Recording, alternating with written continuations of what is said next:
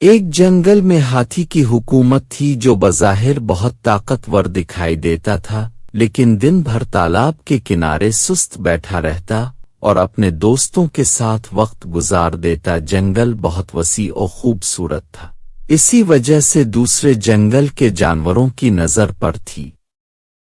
دشمن پہلے بھی ایک دفعہ حملہ کر چکا تھا، لیکن شیر کے گروہ نے دشمنوں کو مار بھگایا۔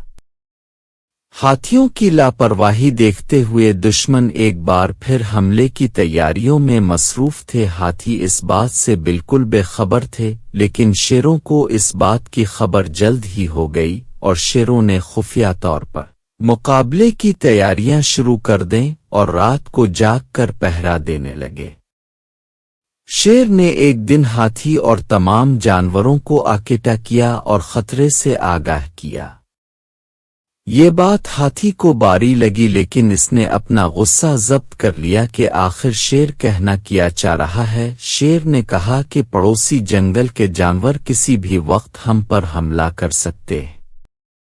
یہ سن کر ہاتھی زور سے قہقہا لگانے لگے۔ ان کی دیکھا دیکھی گینڈے بھی ہنسنے لگے کہ بھلا ہم اتنے بڑے اور طاقتور ہیں اور وہ معمولی جانور بھلا کیسے ہمیں نقصان پہنچا سکتے ہیں۔ ہرن، بندر، خرگوش وغیرہ اپنے بچوں کی طرف سے پریشان ہو گئے اور شیر کی بات سے اتفاق کرتے ہوئے کہا کہ سب جانوروں کی حفاظت بادشاہ کی ذمہ داری ہے، مگر ہاتھیوں نے یہ بات سنی کر دی۔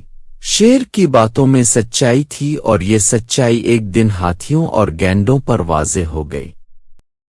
ایک رات دشمن جانور حملہ آور ہو گئے۔ دور سے دشمن کے قدموں کی آہٹ سن کر شیر خود بھی چوکنا ہو گئے اور دوسرے جانوروں کو بھی جگا دیا تاکہ وہ اپنی حفاظت کر سکے، لیکن ہاتھی اور گینڈے نیند کے مزے لے رہے تھے۔ پھر وہی ہوا جس کا ڈر تھا۔ دشمنوں نے سوئے ہوئے ہاتھیوں اور گینڈوں کو اپنا نشانہ بنایا، لیکن عین اسی وقت شیروں نے دشمنوں پر اس طرح حملہ کیا کہ وہ سوچ بھی نہیں سکتے تھے۔ لڑائی کافی دیر تک ہوئی۔ صبح ہونے کے آثار نظر آنے لگے۔ صبح کی روشنی میں دشمن جانوروں کی لاشیں بکھری پڑی تھیں۔ ہاتھیوں اور گینڈوں کی خاصی تعداد ہلاک ہو گئی۔ اب ہر طرف امن کی فضا تھی۔ سب جانوروں کے مشورے سے ایک عقل مند اور ذہین شیر کو بادشاہ کے عہدے پر فائز کیا گیا۔ Thanks for watching. Subscribe for more.